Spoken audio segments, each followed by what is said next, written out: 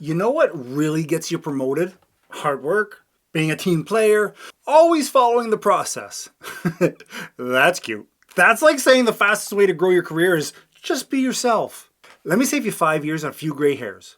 If you're navigating leadership without understanding office politics, you are playing checkers when others are playing chess. And worse, you're probably playing fair. Today, we're talking about 5 office politic rules that smart managers like you use to move up without selling your soul. Okay, let's go.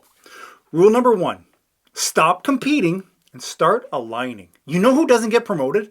The lone wolf manager, who's crushing it but constantly outshining their peers. Why is this true? Because high performers who make others look bad, they don't get promoted. They get iced out.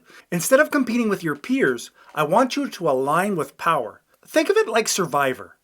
Alliances get you further than solo immunity. Who's rising? Who's respected? Who control what gets seen? Your job isn't to just lead your team. It's to become useful to the right people. Not fake, not manipulative, strategic. There's a difference. If your leadership strategy is built around keeping your head down and doing good work, congrats. You're now invisible. So we need to fix that. Rule number 2 is visibility beats virtue every day. Let's clear this up right now. Being known is more valuable than being right. You could be solving world hunger in your department, but if nobody senior knows about it, did it happen? Did it happen? Leaders who rise know how to curate their narrative. They share their wins in leadership meetings, they forward praise from their clients, and they loop execs into updates before they ask. And no, this isn't bragging. It's called reputation management. And here's the rule no one tells you. If you don't control the story of your impact, somebody else will. Someone else will write a quieter version of it.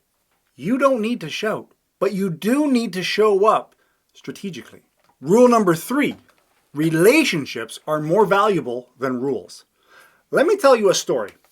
Back when I worked at the airport, I got overlooked for a promotion.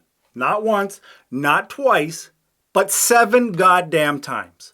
And it wasn't because I lacked the skills. It wasn't performance. It was pure politics. More specifically, my relationship, or the lack thereof, with the hiring manager. Let's just say it was not great. Other people with less experience kept just sliding in and taking those dang roles, while I kept doing the work without the title.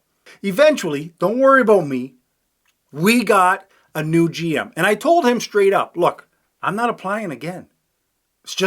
I've been humiliated. Got it. That was it. No pitch, no resume. I just told him the truth. And 3 weeks later, I got promoted. No job posting, no interview. They literally created a role around me. Why? Because I finally stopped trying to earn it through effort alone. And I started owning the reality. Politics decides promotions before performance reviews. That was a moment that I stopped playing fair and I started playing smart. Rule number 4, stop over-explaining and start positioning. There's a silent rule in office politics that the more you explain, the more junior you sound. Over-explaining equals apologizing in disguise. Senior leaders don't walk into rooms defending decisions. They walk in stating direction. So here's your fix. Stop saying, here's why I did this, and start saying, here's what we're doing and why it matters. This little shift alone says, I'm not looking for permission. I'm leading the room. And because the higher you go, the less anyone cares how you did it. They care what you accomplished. Positioning isn't ego, it's executive presence. And it's the difference between sounding competent and sounding promotable. If this is hitting, go ahead. Hit the subscribe button now. This is the channel where we unpack how leadership really works. Not just how LinkedIn pretends it does. Now, okay, let's finish this up. Rule number 5 is protect the power grid. Here's the unspoken truth. Don't embarrass important people. Yes, even when they're wrong, even when you have the data, even when you're absolutely gloriously right. Because promotions aren't about competence. They're about trusting you in the big room. If you publicly take down a senior leader's idea, you just told the room, I don't know how to manage egos. And in a world of office politics, that's deadly. Smart managers learn the art of private disagreements and public alignment. They don't call it out, they call it up. They ask questions like, have we considered this angle instead of this won't work? Because being right loudly is overrated.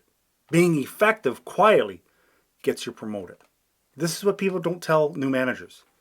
Office politics isn't dirty. It's human. And the managers who get promoted, they aren't the ones with the cleanest to-do list. They're the ones who know how to lead within the system without getting played by it. So if you're tired of doing everything right and still watching others leap ahead, it's not you. You're just following the wrong rule book. So you need to let this be your new one. Align up. Don't compete with your peers. Stay visible, not just valuable. Invest in your relationships, not the results. Frame your work with power, not apologies. And protect egos, not just outcomes. And if you're done being overlooked, done waiting for your turn, and done playing small while people half as capable as you leapfrog ahead, it's time for you to join the Leadership Bootcamp. This is not another be more confident pep talk. This is a full system that I created. How to lead with authority, even when you haven't been given any. How to navigate power without selling your soul. And how to finally get promoted. Not because you begged for it, but because you became undeniable. You're not here to manage quietly in the background. You're here to lead like someone whose voice belongs in every room. Join the boot camp because fair does not give you promoted, but being smart will. That and maybe an extra cup of coffee. Ciao.